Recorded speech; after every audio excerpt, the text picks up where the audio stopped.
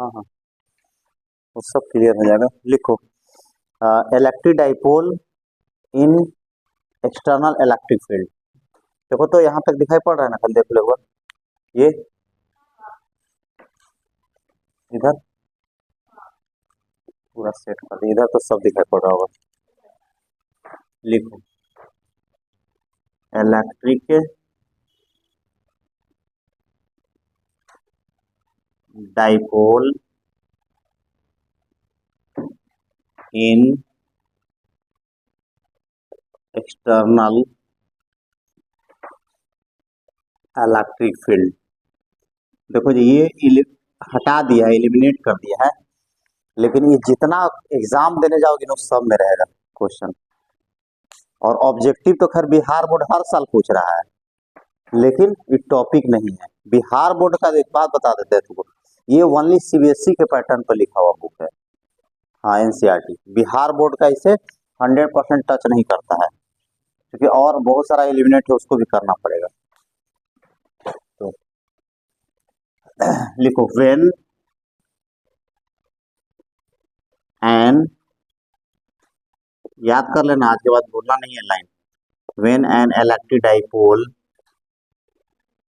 Dipole is placed in uniform electric field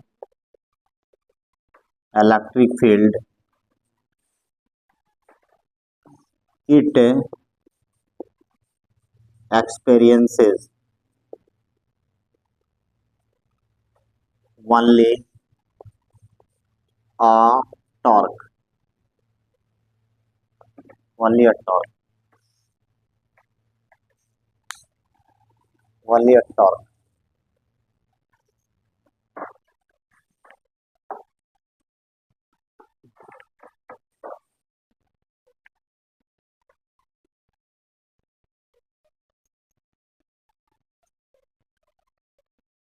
जैसे यहाँ पर ध्यान दो, पहले पहले एक पोजीशन ऐसे लेते हैं। देखो एक पोजीशन हम लोग ऐसे ले रहे हैं,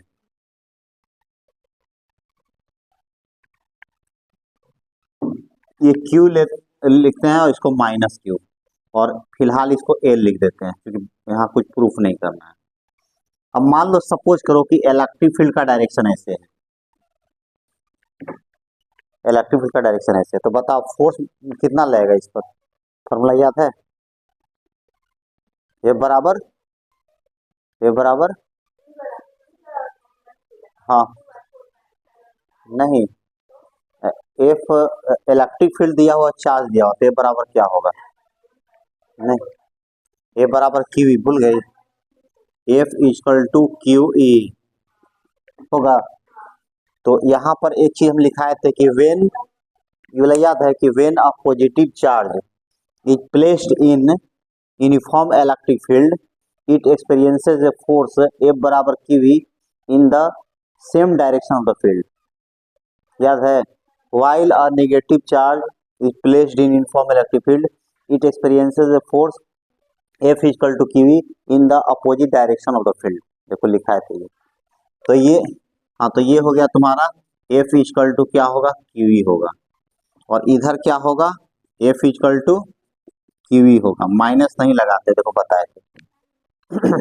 तो अगर बात करें हम लोग F नेट का, अगर बात करेंगे हम लोग तो क्या होगा? जीरो होगा, क्योंकि नेट तो जीरो हो गया। अगर इसको भी सॉल्व करना चाहते हो तो कर सकते हो, एफ नेट वेक्टर फॉर्म में। देखो तो इसको अगर एक्स में मानोगे तो क्या होगा? क्यू ई आई होगा, और ये क्या हो गया? माइनस क्यू ई आई होगा, तो क्या होगा? ये जीरो हो जाएगा कि नहीं मैग्नीट्यूड में? एफ नेट बराबर कितना हो गया? जीरो हो गया, ये है ना। तो ये जीरो हो गया, देख लो आप। तो नेट फोर्स जीरो होगा। अगर टॉर्क की बात करें, टाउ नेट की बात, टॉर्क याद करो, टॉर्क का फॉर्मूला याद है? एफ इंटू आर होता है ना। तो यहाँ पर हम लोग देख रहे हैं कि सेम उसी के डायरेक्शन में है, तो आर का मान जीरो हो गया। टाउ बराबर होता है एफ आर साइन थीटा होता है। तो देख रहे हो यहाँ पर ये थीटा क्या है? जीरो है, क्योंकि आर का डायरेक्शन जो है ना सेम माना जाएगा। ठीक है, देख लो यहाँ पर, ये याद हो रहा है? कुछ नहीं है, नहीं याद है? देखो जैसे मान लो कि देखो कैसे होता है।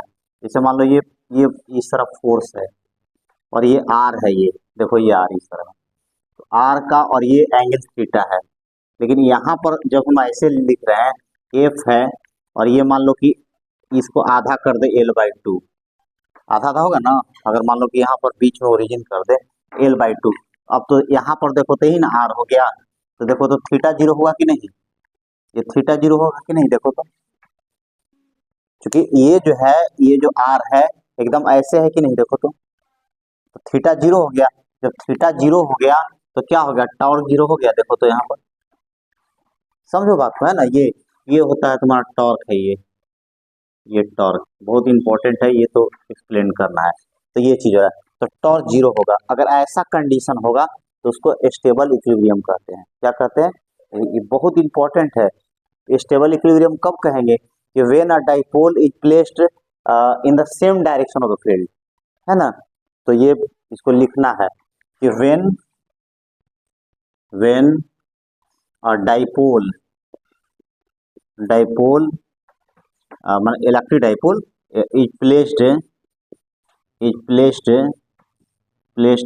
along along the along the electric field as shown in the figure, shown in the figure, it is said that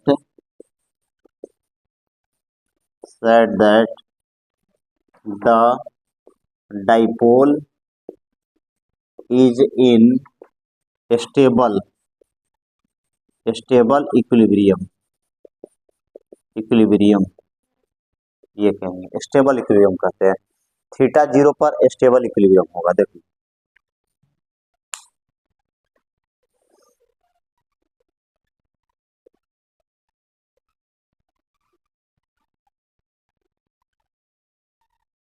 इसका चर्चा नहीं किया वहां पर, देखो पर एक बार रीडिंग मारो तो, और है मिल।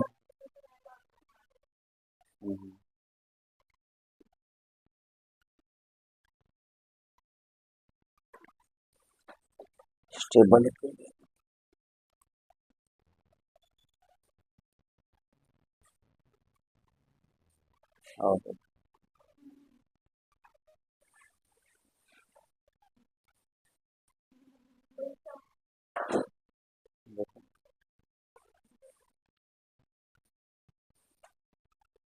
तुम ही लोग आती है रेगुलर, नहीं तो वो तो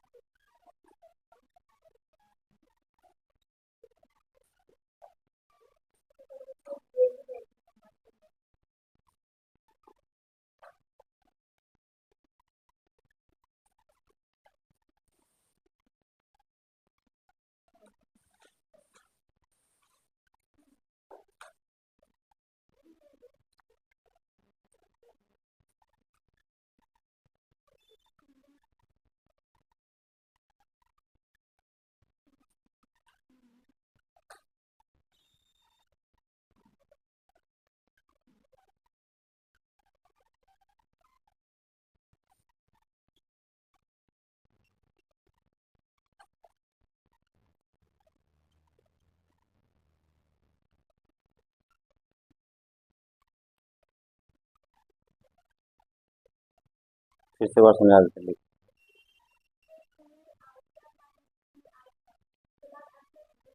नहीं जीरो हुआ, नहीं इसको, हाँ हाँ, नहीं नहीं, इसको लिखो चाहे इसको लिखो, एक ही बात हुआ।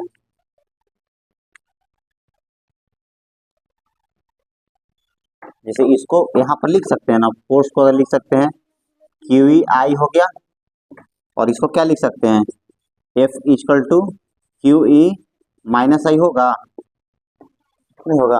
नाम भी अलग लिख सकते हो, F1 F2 है, T net torque, net torque, net torque, या कपल बोल सकते हैं, कपल। नेट टॉर्क, टॉर्क का फॉर्मूला याद है जी, भूल गए। टॉ बराबर आर क्रॉस एफ होता है, टॉ बराबर होता है टॉ इक्वल टू हो गया R cross F, R F sine theta, ये चीज होता है। सब 11th वाला ही हो जाता है।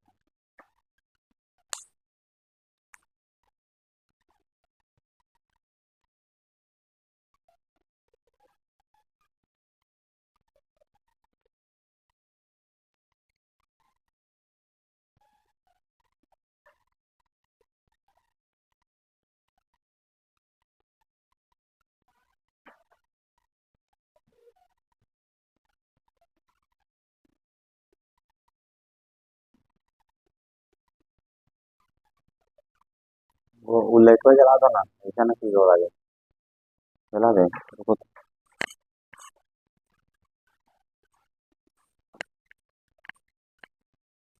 डार्क लग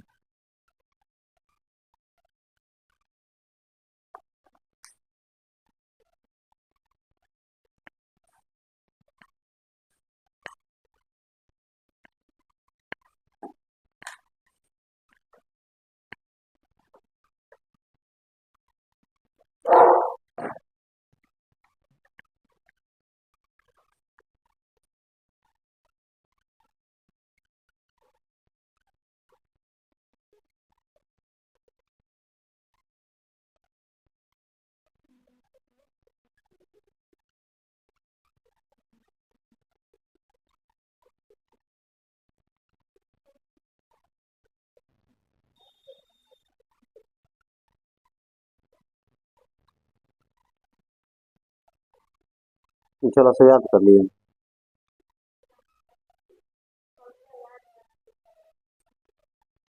नूर दो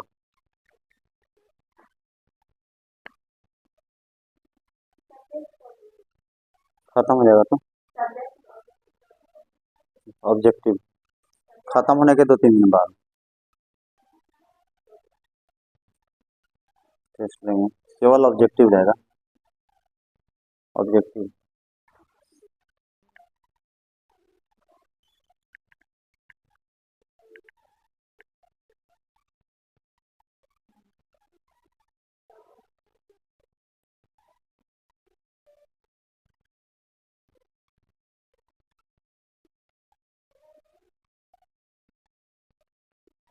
देखो क्या, फिर से एक बार देख लो, देखो यहाँ पर जो समझना है उस बात को याद रखना है कि ये वाला कंसेप्ट अगर याद है तो दिक्कत नहीं होगा। प्रॉपर्टीज ऑफ इलेक्ट्रिक फील्ड में बताए थे कि अगर क्यू रखेंगे तो क्या होगा, एफ इक्वल टू क्यू होगा, सेम डायरेक्शन में होगा, और माइनस क्यू अगर है तो एफ इक्वल टू क्यू होगा इन अपोजिट डायरेक्शन। तो अब बोलने का तरीका सीखो, बोलो, इसको बोल सकती हो। जैसे हम बोलते हैं कि when a positive charge is placed in uniform electric field it experiences a force F equal to QE in the same direction of the field, while a negative charge is placed in uniform electric field it experiences a force F equal to QE in the opposite direction of the field। तो देख के बोलना रहता है, अलग से कुछ है नहीं। तो अब यहाँ पर हम लोग एक पोजीशन लिए हैं, ऐसा पोजीशन लिए है कि देखो यहाँ पर इलेक्ट्रिक फील्ड है और डाइपोल है, ये क्या है, डाइपोल है। और यहाँ पर देखो L/2 चूंकि हम लोग यहाँ पर पहले क्या मानते थे 2a, तो आसान लगता था a और a मान लेते थे, यहाँ पर L पूरे का ले लिया तो L/2 हो गया, ठीक है। अब यहाँ पर देखो इसको इसका नाम दे दिए हैं, मैग्नीट्यूड में तो F लिखे हैं, F1 QEI x डायरेक्शन में। मान लो थोड़ा देर के लिए हम इसको मान ले x है, इधर मान ले कि -x है, थोड़ा सा वेक्टर फॉर्म समझने के लिए। तो क्या होगा, QEI होगा देखो तो, और ये क्या होगा, QE माइनस आई होगा, तो देखो 0 हो गया। अब फोर्स नहीं लग रहा है, देखो ऐसा बात नहीं होता है कि फोर्स 0 है तो घूमने की टेंडेंसी नहीं होगी। जैसे मान लो कि कोई रॉड है, मान लो कि कोई रॉड है यहाँ पर, इसको यहाँ पर नट से ऐसे कर दो जो घूम सकता हो, एगो फोर्स इधर लगाओ, एगो फोर्स इधर, तो देखो फोर्स तो 0 है, फोर्स 0 है, लेकिन फिर भी घूमने की टेंडेंसी है कि नहीं, तो ये स्टेबल इक्विलिब्रियम में नहीं होगा वो, ये ट्रांसलेशनल इक्विलिब्रियम इसको कहेंगे, लेकिन रोटेशनल इक्विलिब्रियम नहीं होगा।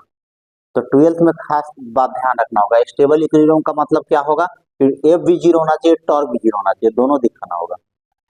कोई भी चीज स्टेबल होने के लिए दो बात होना चाहिए, एक फोर्स 0 होना चाहिए, एक टॉर्क 0 होना चाहिए। अब दरवाजा है, लीनियर मोशन तो नहीं है, लीनियर का मतलब ट्रांसलेशनल, लेकिन दरवाजा घूमता है कि नहीं, क्या घूमता है ना जी, तो इक्विलिब्रियम में नहीं है। क्यों इक्विलिब्रियम में नहीं है? क्योंकि फोर्स जीरो है लेकिन टॉर्क वहां लग रहा है।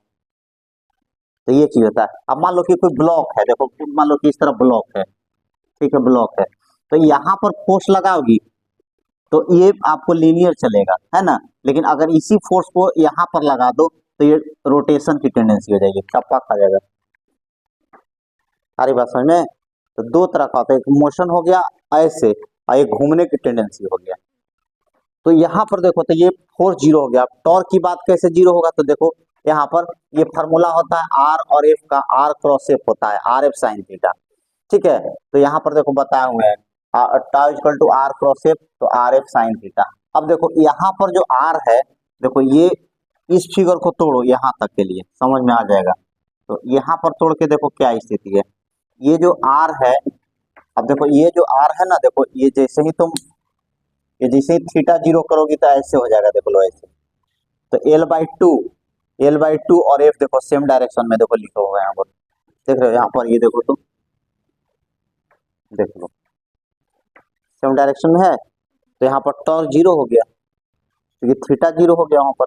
तो यहाँ पर लिखा होगा, देखो नीचे इस सब का लिख दीजिए ये ऑब्जेक्टिव कि when a dipole is placed along the electric field as shown in the figure, मतलब as shown in the figure का मतलब क्या हुआ, थीटा जीरो हो वहां पर डाइपोल का, it is said that the dipole is in stable equilibrium. तो स्टेबल इक्विलिब्रियम के लिए क्या हो गया, ये जहां भी रहेगा तो दो बात बताना होगा कि फोर्स जीरो, टॉर्क जीरो। अगर मान लो कि ए को भी नॉन जीरो होगा तो उसको पार्शियल इक्विलिब्रियम बोलते हैं, पार्शियल इक्विलिब्रियम के नाम से जाना जाता है। तो ये वाला हो गया, समझी बात को कैसे हुआ, मतलब कि दोनों जीरो होना चाहिए स्टेबल इक्विलिब्रियम के लिए, ठीक है, और नहीं तो फिर पार्शियल इक्विलिब्रियम कहलाएगा, है ना। अब लिखो दूसरा कि हाँ, अब इसी में थोड़ा सा एक बात और लिख लो यहाँ पर, अगर थीटा 180 अगर घुमा दिया जाए तो क्या होगा।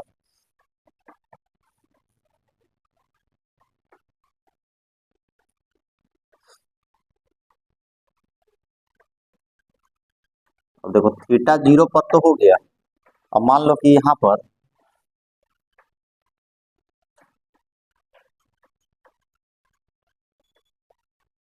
अगर इसी में थोड़ा सा ऐसे कर दे तो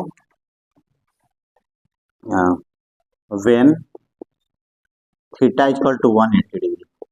अब देखो मान लो कि इलेक्ट्रिक फील्ड ये क्यू है और ये हो गया तुम्हारा माइनस क्यू, ठीक है। था पहले पहले वाला एक कंडीशन बता दे, इलेक्ट्रिक फील्ड यही था ना जी, और ये था L/2 फिर देखो अब क्या कर दे ऐसे, ये क्यू है, इसको कर दो क्यू इधर और ये कर दो माइनस क्यू, इलेक्ट्रिक फील्ड का डायरेक्शन ऐसे हो गया, फोर्स लिख दिया इलेक्ट्रिक फील्ड का, है ना। ये देखो यहाँ पर, तो अब क्या होगा बताओ, अब क्या होगा, तो यहाँ तो सेम डायरेक्शन में लगेगा, यहाँ नहीं, हाँ सेम डायरेक्शन में फोर्स लग जाएगा, F इक्वल टू क्यू होगा, और ये क्या होगा सिचुएशन, इसमें उल्टा लगेगा, F equal to Q, F equal to Q. एक पोटेंशियल एनर्जी से पोटेंशियल एनर्जी का फॉर्मूला याद है तो लोगों को, टाउ इक्वल टू, हालांकि नेक्स्ट चैप्टर में आएगा वो, टाउ इक्वल टू पी, है ना। तो नहीं पी डॉट नहीं, एक अलग से आएगा formula, U equal to minus P dot ही आएगा, ये अलग से आएगा पोटेंशियल एनर्जी से। तो देखो एक चीज यहाँ पर समझो, यहाँ पर आगे हम लोग पढ़ेंगे पी कॉस थीटा होता है, पी कॉस थीटा आगे हम लोग पढ़ेंगे। देखो तो पोटेंशियल एनर्जी जिसका नेगेटिव रहेगा ना उसको स्टेबल बोला जाता है। पोटे, हाँ पोटेंशियल, जैसे मान लो थीटा जीरो रखेंगे तो कॉस जीरो का मान 1 होता है, यू बराबर माइनस पी आ जाएगा। तो जब यू का मान अगर निगेटिव होगा ना तो क्या बोलेंगे, स्टेबल। और अब देखो थीटा इक्वल टू 180 रखेंगे तो क्या होगा, यू इक्वल टू, देखो कॉस 180 का मान कितना होता है, -1, तो प्लस हो जाएगा, हाँ तो ये हो जाएगा तुम्हारा पी होगा। तो जिसका पोटेंशियल एनर्जी प्लस होगा ना उसको कहते हैं अनस्टेबल, क्या कहते हैं, अनस्टेबल कहते हैं, समझ रहे हो। तो ये तुम्हारा अनस्टेबल इक्विलिब्रियम में आ जाता है, थीटा इक्वल टू तो ये हो जाएगा तुम्हारा अनस्टेबल इक्विलिब्रियम हो जाएगा, समझिए क्या हो जाएगा, अनस्टेबल इक्विलिब्रियम, ये ध्यान रखना होगा।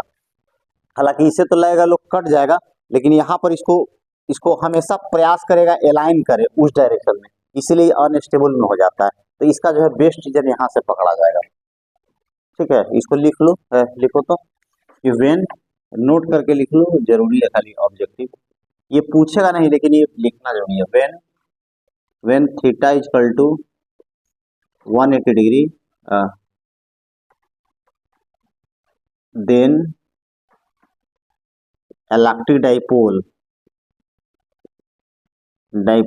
is in unstable equilibrium। ये तो खैर बहुत इंपॉर्टेंट है, ये फिर से आएगा, एक बार फिर आगे अभी आएगा।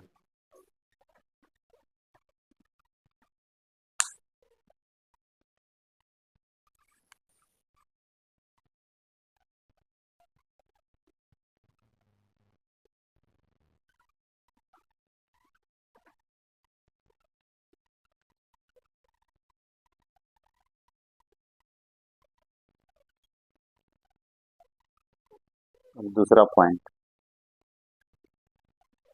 इसको ऐसा करो ना, पॉइंट 1 लिख दो ना, ज्यादा अच्छा रहेगा। 1 शुरू में, फिर 1 लिख दो ना तो, और इसको याद कर लेना। पोटेंशियल एनर्जी कहीं भी अगर नोट करके कहीं लिख लो ना, क्योंकि बार बार दिक्कत होगा। पूरे फिजिक्स की बात है, 11th या 12 दोनों में यू अगर निगेटिव रहेगा ना तो स्टेबल कहलाएगा, यू अगर पॉजिटिव होगा तो अनस्टेबल कहलाएगा।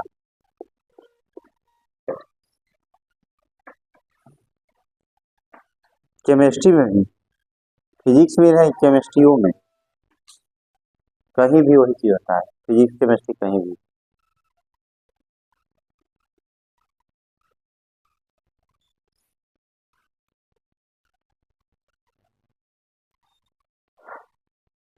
टॉ equal to P cross proof होगा, नहीं प्रूफ करेंगे अलग से। हाँ ये तो भी तुमको बता रहे हैं, ये तो आर क्रॉस एफ से बता रहा है, पी क्रॉस सी कहाँ भी बताएं। उसमें देखो टॉ बराबर पी क्रॉस सी लिखा हुआ है ना। हाँ हाँ लिखो, सब लिखते जाओ, ये सब तो ऑब्जेक्टिव बता रहे हैं,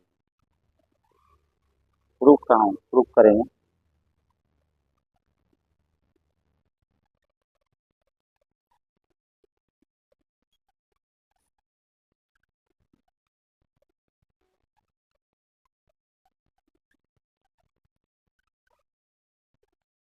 ये वाला पोर्शन हटाया हुआ है, साइड बुक में दिया होगा।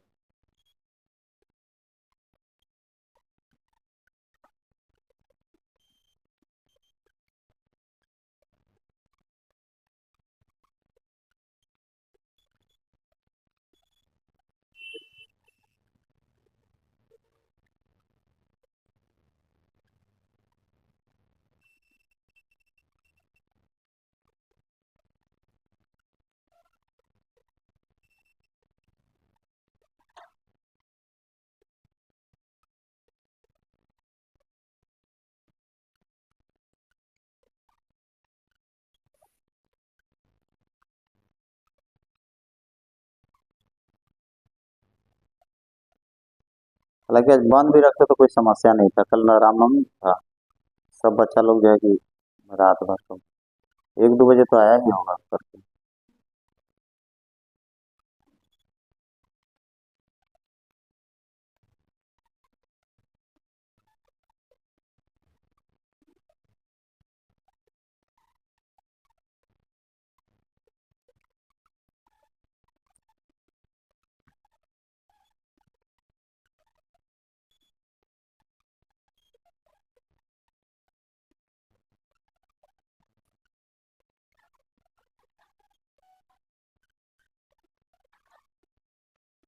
हो गया, अब दूसरा लिखो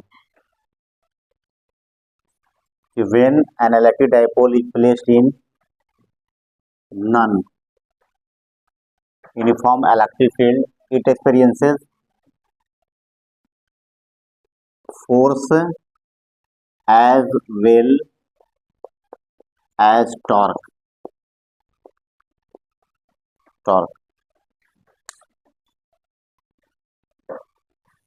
force as well as torque.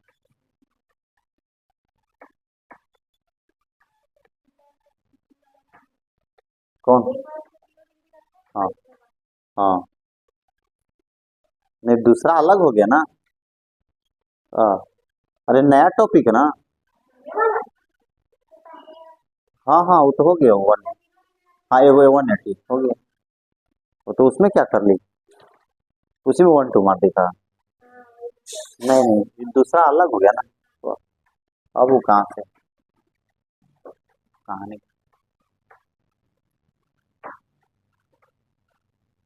ऐसे कतार में होता है, जानती हो, दोबारा उतार लेगा। जो लेखन बतियाते रहेगा ना, बोलेगा सर रुकिए ना, आज उसका कॉपी देखेंगे तो पता चलेगा दोबारा उतार ले ले रहे। और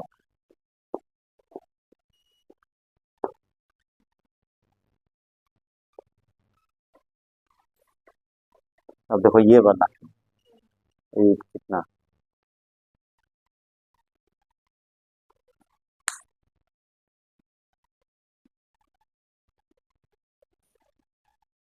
ये वाला याद हो गया तो तुमको एक जगह और याद हो गया। जैसे देखो, वेन एन मैग्नेटिक डाइपोल, बस बस, हाँ हो गया, वहां भी तो याद हो गया। तो दो जगह याद हो रहा है कि when magnetic dipole is placed in non uniform magnetic field it experiences force as well as. Okay, तो यहाँ पर याद करो तो एक जगह और याद हो रहा है।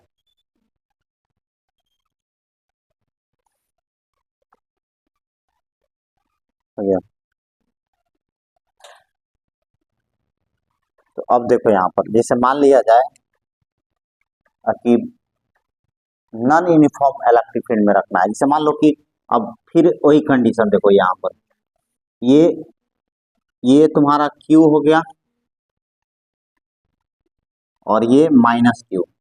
अब इलेक्ट्रिक फील्ड देखो इस तरह डायरेक्शन में है, तो यहाँ पर E जो है ना नॉन यूनिफॉर्म है, नॉन यूनिफॉर्म मतलब सपोज करो कि यहाँ पर इसका मैग्नीट्यूड अगर E1 होगा तो यहाँ पर क्या होगा, E2 होगा, मतलब हर जगह डिफरेंट है।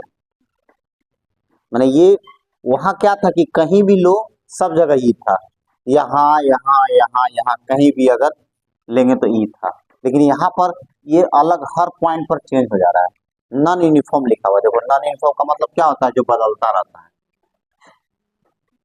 ठीक है, तो अब यहाँ पर देखो, अगर मान लो इसको अगर कर दे F1 बराबर QE1 होगा, और यहाँ पर क्या होगा, F इक्वल टू 2 कर दे, QE2 होगा।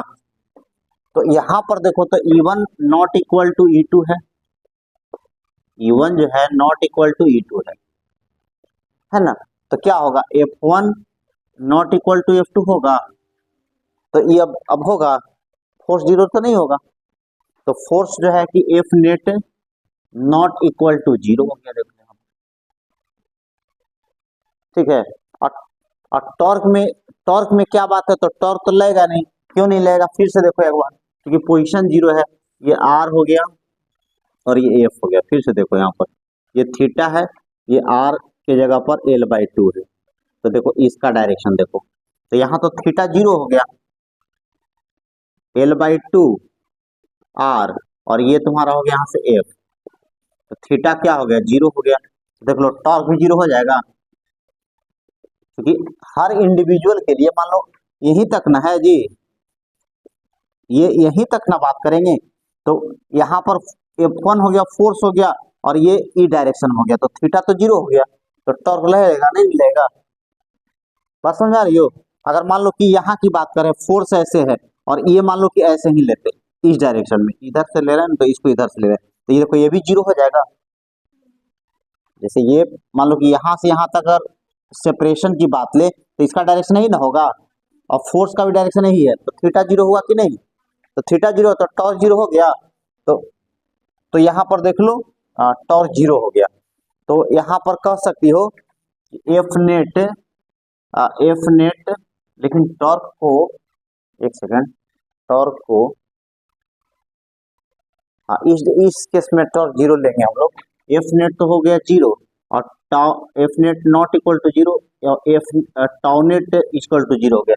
तो इसको क्या कहेंगे, पार्शियल पार्शियल इक्विलिब्रियम बोलेंगे। क्या बोलेंगे, इक्विलिब्रियम बोलेंगे। देखो पार्शियल माने ये हो सकता है कि इधर उधर हिलने लगे, माने माने इट माने ट्रांसलेशनल मोशन कर सकता है, ट्रांसलेशनल मोशन कर सकता है,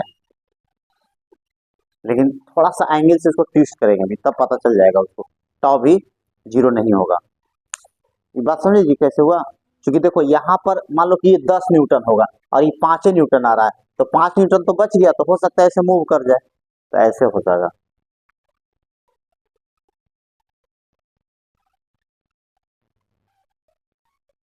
मैंने यहाँ से एक बात हो गया कि अगर इस कंडीशन में रखेंगे तो फोर्स एक्सपीरियंस करेगा लेकिन टॉर्क नहीं, लेकिन हम लोग क्या लिखा है कि फोर्स भी करेगा और टॉर्क भी करेगा, तो टॉर्क वाला तो भी नहीं आया है। तो टॉर्क के लिए क्या चाहिए, कुछ थीटा चाहिए, तो अभी एक और कंडीशन लाते हैं तो आ जाएगा। दो कंडीशन में लगाना पड़ेगा।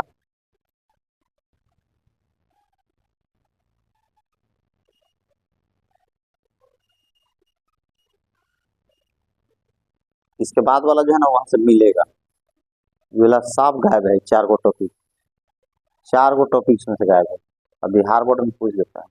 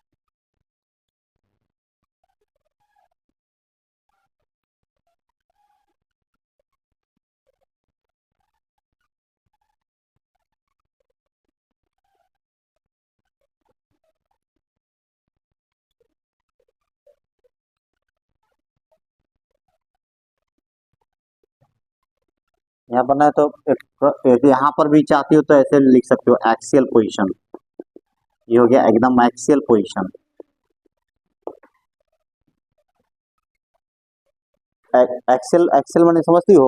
एक बात और समझ लो कि ये जो होता है ना माइनस क्यू और क्यू, इसको जानते हो एक्सियल, लगता है एक दिन बताए तो थे, एक्सियल कहा जाता है, और इसको कहते हैं इक्वेटोरियल।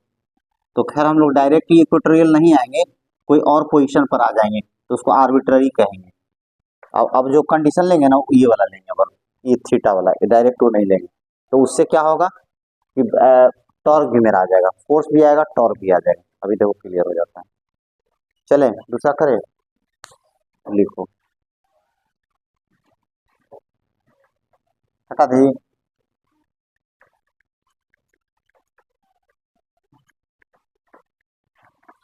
तो ये 12 मीटर, देखो यहाँ पर देखो, अब जैसे मान लो कि इलेक्ट्रिक फील्ड ये है,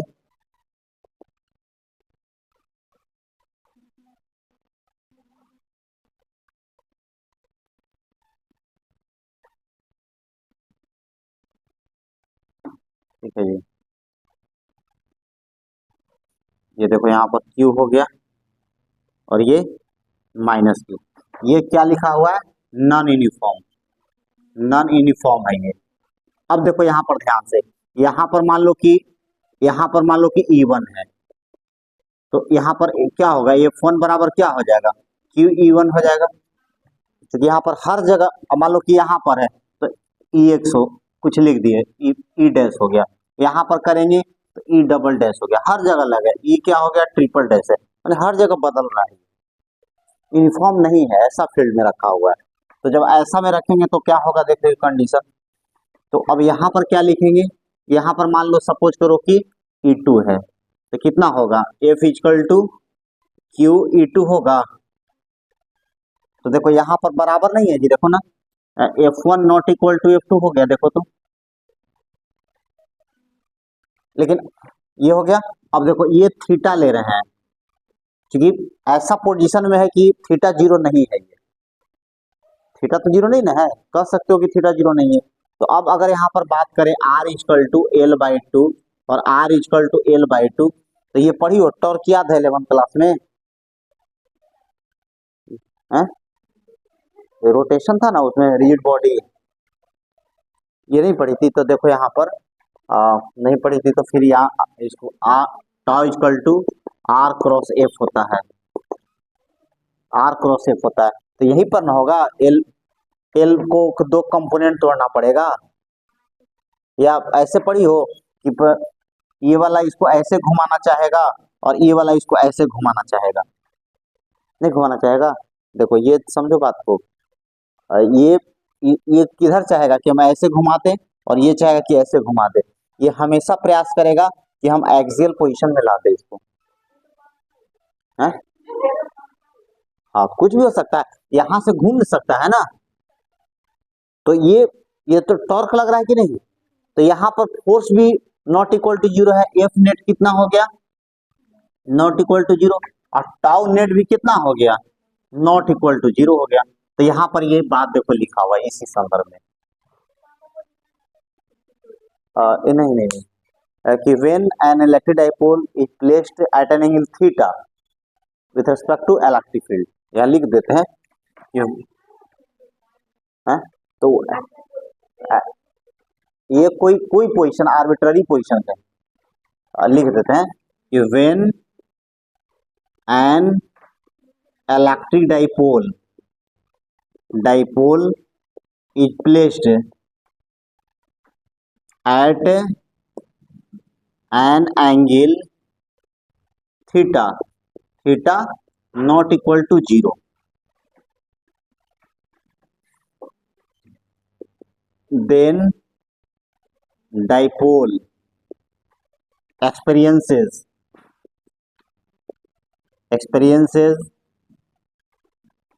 force as well as torque।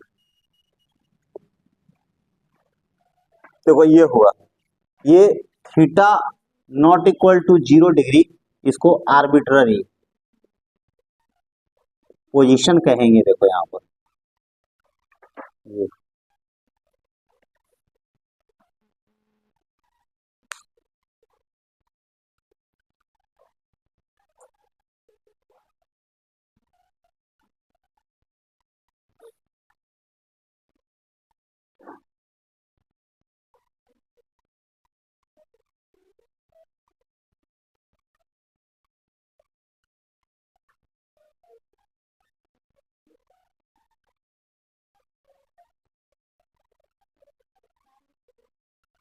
कौन,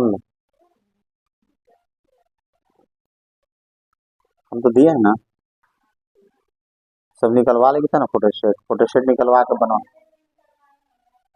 जानती हो 5 रुपया का वो फ्लाई लीफ ले लेगी, उसी में सब लगाते जाएगी, था ना? 25, कम से कम 50 को होगा जी, इसका में निकलेगा, हर में 2 3 मिलेगा। जानते हो हम हमेशा काम में लगाए हुए रहते हैं वो टाइपिंग वाले को, जहाँ वो सब टिक मार के दे दिए बना देगा। यही तो था, लगता है लेके भाग गया था कोई ना, तो इसमें जो तुम तो दी थी, खैर है मेरे मोबाइल में। लेकिन ट्रांसफर कर लिया करो जब आए तो निकलवा, क्योंकि फिर हम डिलीट कर देते हैं पूरे को, क्योंकि भर जाता है तो अच्छे से मोबाइल नहीं चलता है, इसलिए सब फाइल को हम डिलीट कर लेते हैं। 7-8 दिन होगा ना तो सब साफ कर देंगे।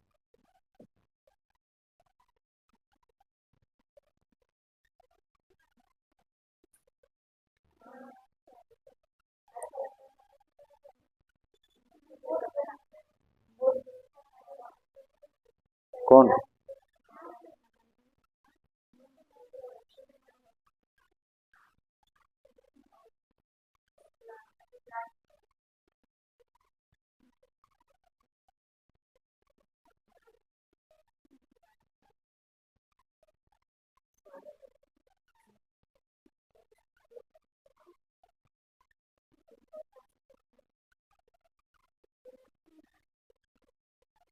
जब तो फिजिक्स में इतना मैटर है ना कि सबको अच्छे से समझना, और सब टॉपिक पढ़ाता लोग नहीं है।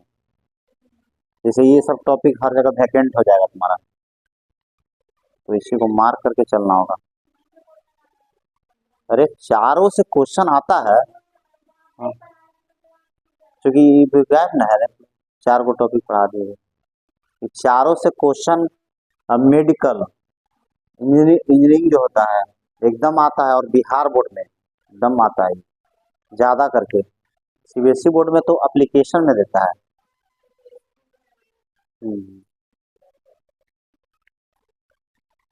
इसको अब अब सीबीएसई है तुम्हारा?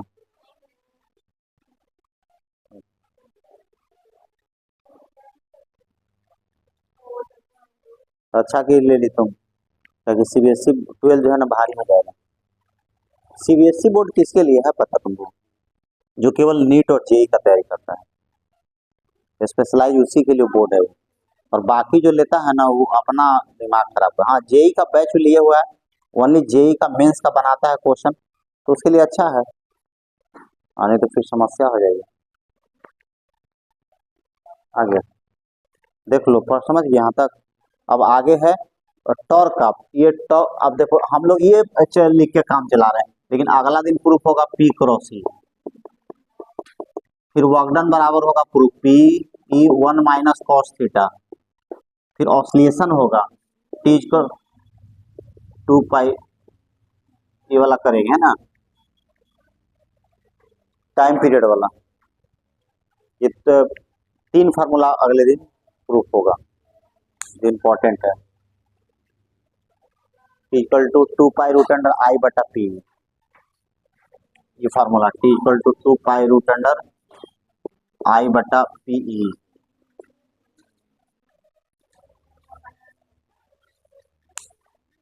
तो